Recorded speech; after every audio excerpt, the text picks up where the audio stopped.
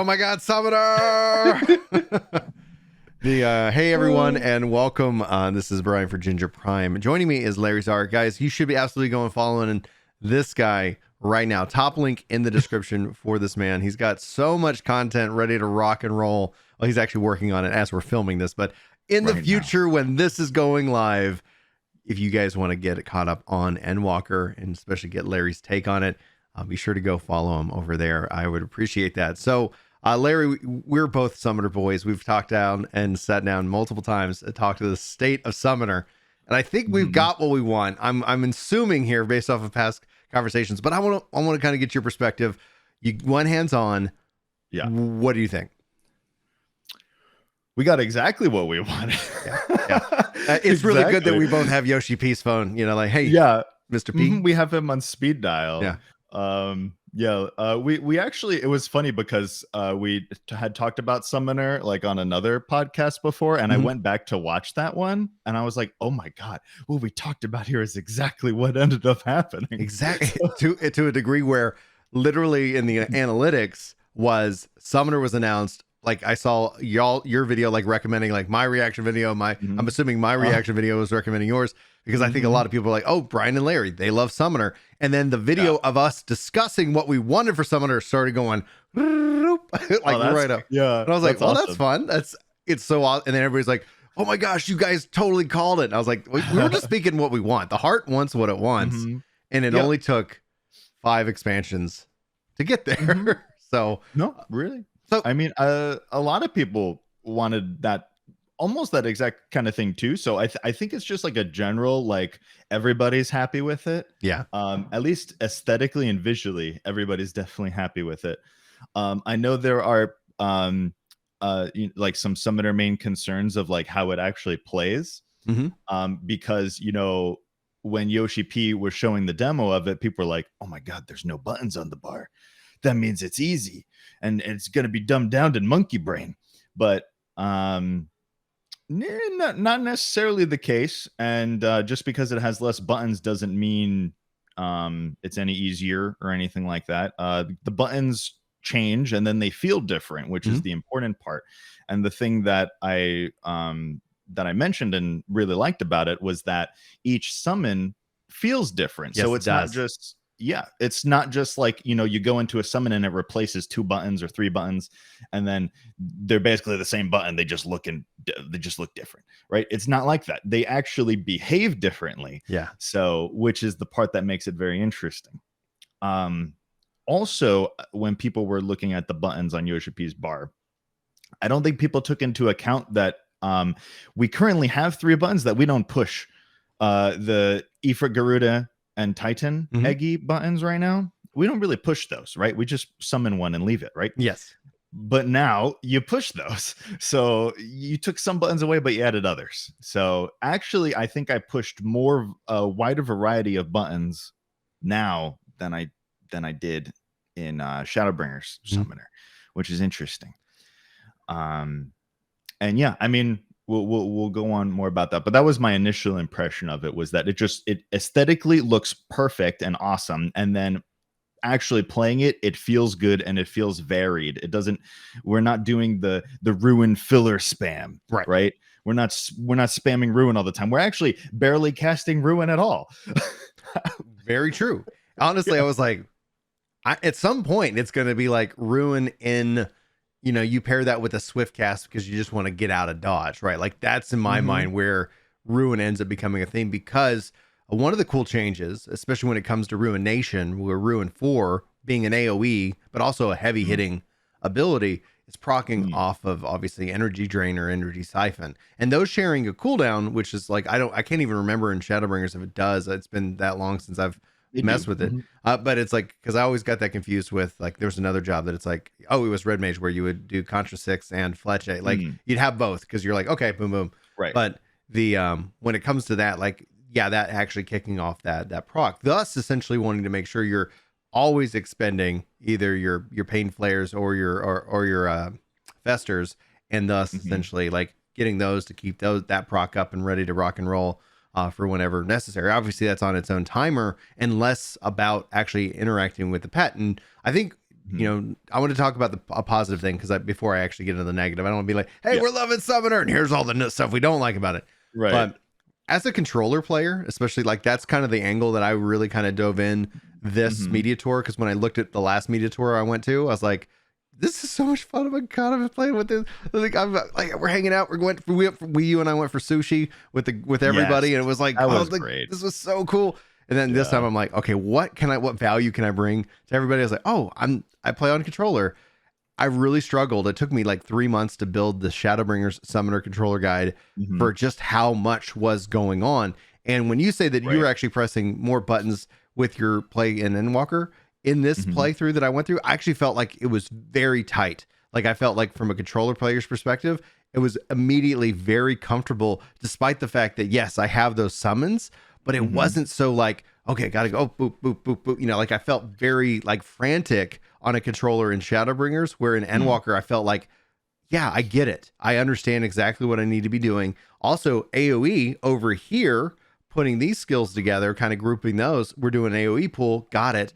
Doing a single target pool. All right, we're ready to rock and roll. And so the thing that you mentioned about the summons was also really cool, because at first when I saw the number, like, I was kind of watching it and I was like, is that a timer? Like, is that ticking down real slowly? But it's actually based off the when you have the summon out. Like, let's say you summon Ifrit, it has a 2. Well, that means you get 2 abilities, 2 charges. I was like, that's actually great, because, oh no, boss went on and he decided that he's going to be invulnerable for a little bit. Well, okay. I'm not sitting here like, dadgummit, I wasted it. Like, I called it at the wrong time. I can sit down and just kick it right back up as soon as that phase begins. And so it was interesting for me to see, like, Ifrit having longer cast times for the abilities, 2 charges, and then you have that dash in. Then you have Titan, who was like AoE combo central, but instacast. Like, I had a lot of movement with Titan. And then Garuda has fast spell casting. Yeah, you feel fast. But you do have the one ability that has that cast time. So you end up having kind of like, all right, like, I was sitting here and I'm not going to theory craft it, because anything can change. Any of the footage in this, video footage in this video is pre-production, not final adjustments, and and you know, subject to anything can change in this thing, especially the potencies. Especially potency. I'm not even worried about potencies. Like, I'm not bringing them up too much in my videos. Like, when I do I'll say like a new skill, I'll say the potency, but like, there's so many potencies that just changed overall. It's not even worth mentioning, because it's just almost everything changed. So it's not even worth mentioning.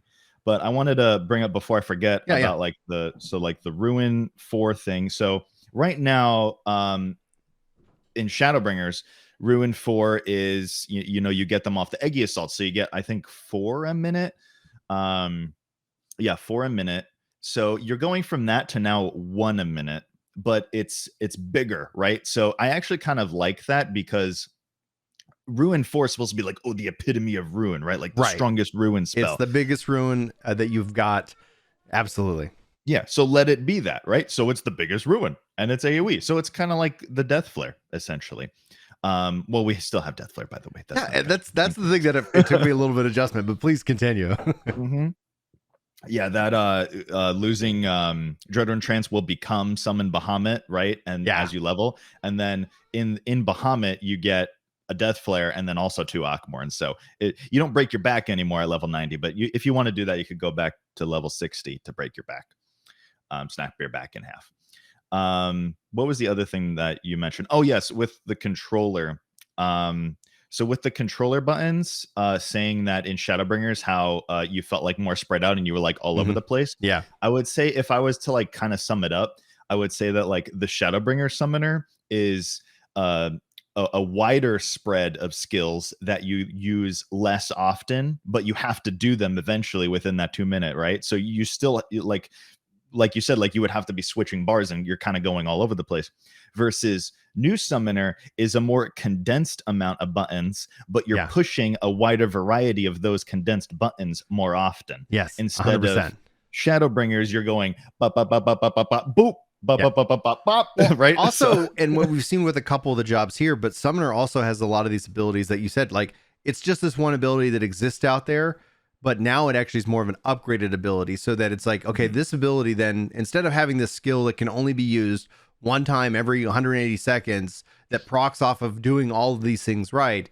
Oh, that just converts this ability into exactly what I need. And case in point with the summons, literally taking the skills that I already have and then just augmenting them. So I don't have to have like Titan's abilities over here and then, Garuda's abilities over there. Like it really helps condense them for it, in a way of context sensitive, what is going on in the field. Exactly. And I really appreciated that, like summoning Bahamut, and then having that button actually doing multiple things. My biggest gripe, like it's so petty because I was sitting here, I was like, why does Summon Bahamut have to exist?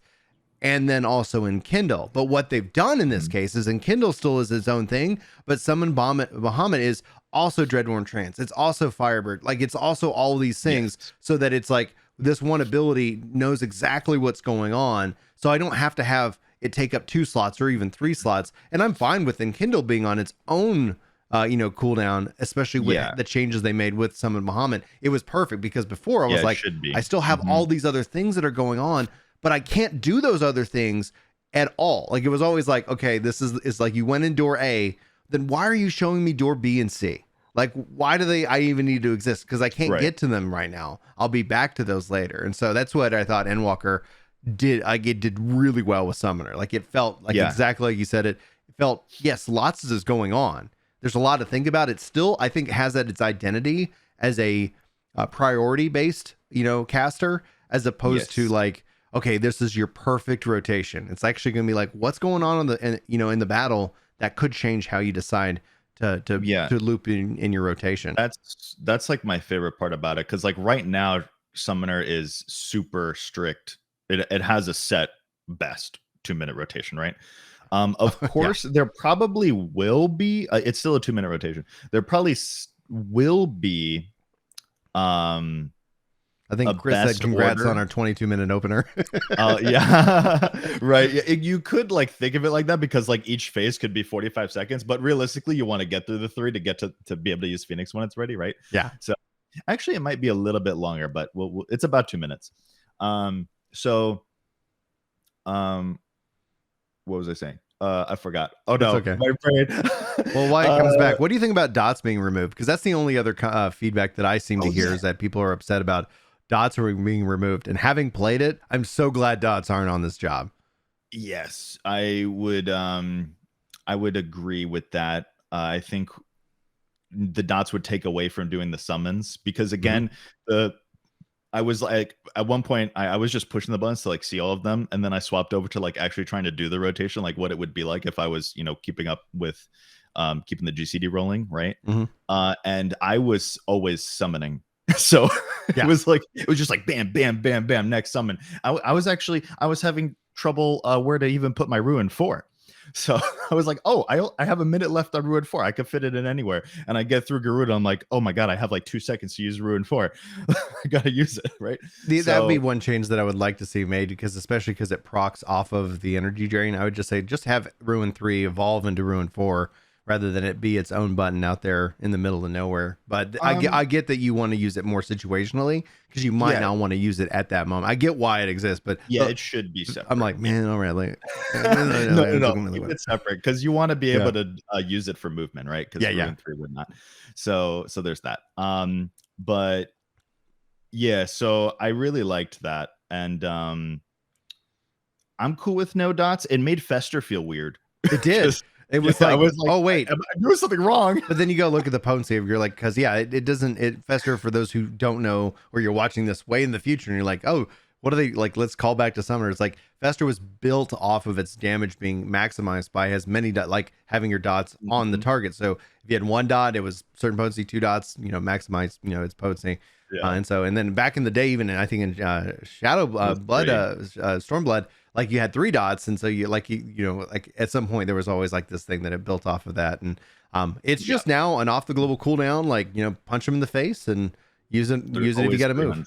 Yeah, it feels weird because again, like in A Realm Reborn and Heaven's Word, it was 3 dots to get the full potency, but if you had no dots, it would do nothing, right? Yeah. Now it actually at least does something, but in Endwalker, it's just you don't need anything on it at all, so it feels wrong. But I get used to it pretty quick. Also, And Bane is gone because like no dots, so yeah, Bane is gone. I was secretly hoping that when I went over to Scholar that I would see Bane over have there. Bane. Oh my gosh, that would have been like, wow, that would have been pretty awesome. Yeah, If I think Scholar had Bane instead. that's what I'm sitting here kind of hoping for. I've the two abilities that I wish Scholar had kept a hold of was Bane and Shadow Flare, but it Yeah, is, you know, I guess for another world, I guess another dimension. yeah. For everybody like feeling bad about Scholar, which if we want to talk about that, we can, because I have some thoughts on that too. Yeah, But we can talk about for Scholar. people, Do you want to do that as a separate like video, or do you want to like just, we'll keep talking about Summoner right now. yeah. There's more to talk about. Oh yeah. But yeah, with the Scholar thing, just like while we're on it, I would have thought like if they put Bane in, right, like everybody was kind of disappointed with what Scholar got, like it wasn't as shiny. But then if right at the end they just showed Bane happening, everybody would be like freaked out. Yeah. Oh my gosh. I mean, Yeah. beautiful in AoE pulls. Like that's really where Bane comes in. In a single target, one boss raid, like Yeah, it wouldn't matter. So Bane is nothing. Like, yeah, they should put it. Like it wouldn't matter too much in raids. So Yeah. let Scholar have it in dungeons. Just, maybe they will. Who knows? Who knows? But it is We'll a get little on bit our sad. Yoshi P line. Yes, which we have. It is a little bit sad to lose it from Summoner because Bane has been Summoner's best friend for such a long time. Oh yeah. But I like the fact that Summoner in particular has leaned into you have a GCD for single target and a GCD for AoE. Yes. And instead of doing the 1-2 combo, the reason why I like that better is so like for Phoenix was a 1-2 combo, single target AoE, single target AoE. The reason why I like it better that there's a choice between the two is that there's a choice. I'm not always doing 1-2, 1-2, 1-2. In some situations, I'm doing 1-1, 1-1. In other situations, I'm doing 2-2, 2-2, 2. So it actually does provide a little bit more, variance there. And a lot of jobs have leaned into this expansion in general, but Summoner did it a lot. So I really liked that. And then, one more new thing was from Phoenix, the Rekindle. I was very surprised when I was reading it because when I first did it and I was like, oh, it healed me. I'm like, oh, cool. It's a heal on yourself. That's nice. Yeah. Everybody gets personal buffs. Cool. But then I read it and I'm like, on a target, you could put it on anybody. And it's a real heal, not physic. And then it has the interesting thing of when you proc below 50% HP, it heals you again. It's so interesting. I feel like that could be something that a healer could get. Yeah. So for those who want to know, like Rekindle currently restores owner target members HP with potency 200. Don't write into that. And then essentially grants Rekindle to the target, healing over time when HP falls below 50% or effect again. Oh yeah, that's so nice. Wait, was it healer or regen? Healing over time. So it's kind of it's a regen. However, there's also when it's a healing over time when HP falls below 50%. So it looks like it adds that Rekindle to the target. So then if their HP drops, so think of just the tank, right? You know who's going to get their HP most likely below 50. Like popping that on the tank is in a way kind of from the Scholar, like Exo. I'll just call it. Yeah. So that way it's like, hey, okay, you hit below. Now, the way I read this, it does sound like it still kicks off when that timer wears off. So it's a 15-second window for the healing over time, but it's 30 seconds for that in order to proc. So you have 30 seconds. So if that happens within 30 seconds, bada bing, bada boom, you're ready to rock and roll. And so that's honestly really, really cool to see. And so, yeah, you're 100%. It's not just flavor either. It's actually significant. The potency is good enough, even if it changes a bit, raised or lowered a bit. It's not a insignificant number. Whereas like, when Phoenix comes out and it does the AoE heal on everybody, it's fairly insignificant. You kind of don't really care about it. Yeah. You don't want to plan around it. But having that, like you can use it within that 15-second window you got Phoenix out. So pretty cool. You're probably going to be putting it on the tank a lot. Or if certain mechanics happening like in raids, like there'll be mechanics where somebody has to go bait something, right? And then that person in particular is taking a lot of damage and the healers usually would have to focus that person. You can help them out by doing that. Yeah, exactly. So it's an interesting level of utility that we've seen Summoner have, right? Like when you look at the three casters that are together, like Black Mage being no utility, their utility is just pure damage. Red Mage having like constant the Res Mage being kind of that utility with a little bit of cure alongside of it, and then with Summoner having a little bit of that in between when it comes to both mobility. Like you see how both Black Mage and Red Mage get around. They have a lot of mobility for like that are on cooldowns, but Summoner now has moments of like pure just movement casting. Oh my God. Pure, I'm hanging out, just standing here. And that's obviously what I think was building off of what we saw in Shadowbringers, where there are just times where you can move and there's times where you got to stand still. And that's a part of learning the job, like knowing to hold them and knowing to fold them, and and to kind of playing accordingly. So, but this adding, not just having that res, which is still that swift cast res, for the summoner. Interesting that barely made the cut, but then also with Phoenix having like a cure and a regen that can be applied that's not physic, which is fantastic. I hope we never lose that. I really hope not. I love Resurrection on Summoner. It's one of my favorite things about Summoner is that I can res. I mean, yeah, you could do it on Red Mage too, but I like Summoner more. So yeah, exactly. So I want to keep it. It was the first DPS that had it. Please let it stay. Yes. I don't want to lose it later. Yeah, like we'll just do it. Like, what do we want for Summoner in 7.0? Well, we want to keep Resurrection. Keep res, please. Keep Resurrection. Everything else is just phenomenal. So that was, I think, a real key. I think that's a real, and also that helps differentiate Bahamut and Phoenix still with, like, you're right. The summons all feel different. And that was like what I was really hoping for. Cause even like you said, I'm just going to pick one. I'm in a dungeon. I'm going to go Garuda because AOE. If you're, single target, like that just seems to work out better. Now it's like, okay, yeah, boo, boo, boo. And really it's just going to be like, do we need to move? Okay. Are we standing still for a while? Great. Like that's going to change up what order I summon. And then essentially Bahamut bringing the flares and then Phoenix, like, okay, cool. We got some healing going on, and it's not always available. It's not your Phoenix is not always up. So it's like, yeah, cool. Right. And Bahamut getting like the Bahamut GCDs, which actually that's another little thing is that I liked that the demi summons, Bahamut and Phoenix, they change existing GCDs versus the elemental summons, Ifrit, Garuda, Titan, change the new ones, which don't do anything outside of that, right? So I liked that they did that because it lets you still be using Ruin if you need to, or Ruin 4 if you need to, meanwhile. And your Carbuncle's out too, so you could use your new Carbuncle abilities, which are the shield and the damage buff for everybody, the devotion. So that's you kept that utility, which is good. The only downside here, like you talking about Carbuncle, I was kind of disappointed that Carbuncle just kind of hangs out with you. It doesn't do anything.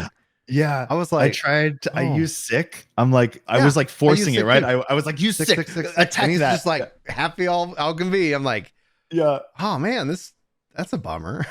Yeah, I was hoping he would just put out a little bit of like, just a little bit. It doesn't have to be much, Just like no even autos, nothing. He does turn towards it, right? So if you like the relic of sick existing, it makes me wonder if like as we see adjustments happen after the expansion, if they're like saying we're gonna stop this, we're gonna get some data, and then if we need to make an adjustment to Summoner, we can turn that back on because they already like. It's not like the animations, they just hit control delete on those things, it's like they have that. And so if it comes down to where it's like Summoner just damage wise isn't performing compared to the others, like that's something they could turn on very easily, which just adds a nice little all right, cool, you're just gonna auto a little bit with Carbuncle.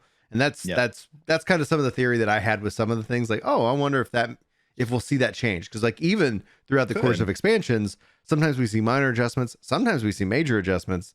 It all just really depends on how players kind of consume it. And then once they have real like actionable data, like, okay, here's the ultimate team, here's their numbers, okay, here's the Savage Raiders guys, like, okay, we can start to actually get a good picture of like who is, if anybody needs to be kind of tweaked a little bit in terms of kind of damage rating. I wonder if they did that, because I wonder if they did away with pet potency. I wonder if the damage doesn't come from the pets. Right. I wonder if the damage is counted from you now. And that might be why. Yeah.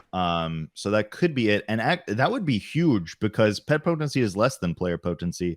So that would actually be really good, because like the The 3 summons, Ifrit Titan, that's like a 700 potency attack. But if it comes from them and not you, it's actually not really. It's like 640, something like that, right? Mm-hmm. So yeah, that could be a reason why it doesn't do that. The other reason is the glamours. Did you get the glamour to work? Did you try doing that? No, Because I didn't mess with it. Right, because I was like, all right, I'm gonna wait till, later. Mm-hmm. Like I felt like I needed another like 30 hours. So I was there was not a lot of time. I actually try. leaned over to Chris, well, because we're all in like chatting in Discord. I was like, I haven't touched any of the range DPS, and I've played Reaper a lot, but then I was like the other like melee. I'm like, I'm sorry, just did not get to those. You guys got to divide and conquer. That's great. Yeah, so he was able to go and work on other ones and say, etc. So that's awesome. And so we were like, because I really kind of focused on tanks, casters, and healers, because that's what I like. That's what I'm gonna play. Like I'm sorry to all the dancers out there. I'm looking forward to it. I will level them, but I was like, you got to prioritize your time. There's not enough. That's time. how good Summoner was, though. Like I was I had to say, you wanted to keep going. It was one of those like, all right, be the adult in the room, Brian. Like you're here to help try to get as much information about Endwalker to the community, like, right. Okay, what can I bring? And I was like, I just don't have enough time that I would be like, hey, so I might, it depends on how much time I have before I got to go on vacation as we get all this stuff prepped, but I might try to just do like what's changed, because we have like the tooltips and whatnot. And I do have dancing footage, but outside of that, I was like, okay, cool. Oh, you just have your character dancing. You'd be like, here's a dancer. Exactly. I don't. Yeah, people aren't following Ginger Prime for like key aspects to the dancer rotation. So hopefully, breaks it down. I don't think anybody could really expect that, at least from the media tour. Like none of us are gonna have like the optimized opener or anything like that. I'm gonna be blown away if IGN just like drops and says like, boom, here's all the information. Like that would be. Yeah, that would be interesting. Yeah. If like they just surprisingly had like a world first raider writing their articles. But yeah, I mean, even then, like, even if you were to be like a world first raider and you go into the media tour, there's just not enough time to get to all of the jobs and get all of them down to a high level. All you can really do is just get the footage and report on what you see afterwards. Like you read up on all the tooltips afterwards, because like if you wanted to do every job, I had like 20 minutes per job to set up the hotbar, right? First, set up the hotbar. Read the tooltips enough to set up the hotbar, just enough, just so that even try to have an understanding of your hotbar and where you put everything based off of that. And because I actually started with what my base was in Shadowbringers, going to the tooltips and then making changes to the layout, playing it, and then making even more changes. In fact, if you guys look at my Summoner footage, there's multiple times that like there's like I play through the dummy, and I'm like, okay, all right, go read some more, and then I go in, do the dungeon, and then I'm like actively changing things in the dungeon. I'm like, okay, this has to be over here. This got it. Well, like, and then I was like, oh, I'm gonna copy that ability because like I want that ability on both sides, 100%. And I was just like, that's just how I rolled with it. So that's just, I was like, it ended up working a lot. Yeah. So that takes up a lot of time to do that. And, you have to be able to execute all the abilities, because sometimes some abilities are strange. Some things don't necessarily you read an ability and you're like, okay, how do I do that? Like some things like Ninja, for instance, had one where you had to put there was like a ninjutsu thing on there. And I'm like, well, I can't put that on my bar. How do I access this? I'm like, I did all the skills. I never used this. Yeah. You had to put Doton down first. It had to be there, and then you had to do your 1-2 AoE combo, and that would just trigger the Doton to pulse and do this new attack. Yeah. I had to go and read traits to know that. Yes. So. And that's where it's like I spent more time with the traits, because the traits and the changes, especially for Summoner, but even for Reaper, like they gave me so much more information, as opposed to like Cure becomes a free cure, like where in the past, like 2.0 and 3.0 traits have evolved, but here they actually get like significantly more like advanced. Like, it takes that ability you were doing, and now at this level, it adds all these things to it. Does all these extra stuff. So that's kind of what I've been hoping for, because I was like, I really hope we start seeing more leaning into the skills we have and then augmenting those skills with traits. And we saw some of that in Shadowbringers. And I think we're seeing the like a greater evolution of that here in Endwalker for sure. Yeah. Overall, like all the jobs, like it just feels like a higher evolution of Shadowbringers jobs. You know, besides the reworked ones. Yeah. Like Summoner and Monk. But yeah, just overall, it's just the direction that they went in Shadowbringers, and they're like, this is good. Do more of that. Right. Yeah. So that ended up working very well. Yeah. Did we want to talk about the healer stuff? Yeah, we can. Do we want to do that as its own video, or do we want to just like... Yeah, we could do that. Okay, yeah. Cool. Well, guys, you just heard it right here. Coming to you in real time. We're going to do a healer video discussion as well. So you guys be sure to hit that like, favorite, subscribe, share, and ring the bell button. But before you do all that, make sure you're following Larryzaur on all his socials. Really good content. And I always like it when Larry makes content, because when Larry makes content, my videos do well. So yay. That's what we got into a big conversation about, like Twitch versus YouTube the other day. And it ended up being like YouTube's suggestion and recommendation engine, like, means everybody wins. Somebody was like, hey, Brian, can I make a controller guide? I go, please, like, absolutely go do that. Because like, I want you to be able to, like, I don't own the idea. Go make the thing you want to make. But everybody wins, because the algorithm sitting here will recommend it. So your video will recommend mine. My video will recommend yours. We're not in competition. Inherently, we're all in collaboration around these, like around the discussions and the videos and the guides. And it's like, yeah, please make more content, especially around 14. And so that's kind of the things we see. But anyway, guys, that's check out our healer video coming at you pretty much probably in a couple of minutes right after this one. So Larry, do you want to say anything before we wrap up? I love Summoner. Thank you. We got a good Summoner dong as well. Yeah. It's a good Summoner dong. The gear is great. And Hrothgar could wear it. Vieira could wear it. We got hats on the freaking, you know, I was like, now I got the real problem of like, do I switch back? Because I went back to elf because I was like, I want my hats. All right. I want my hats. Anyway, guys, thanks so much for watching. Hopefully you enjoyed. Smash like if you enjoyed. Smash dislike if you like to tickle that button. I don't know. So anyway, we'll see you in our next video. Bye. Bye.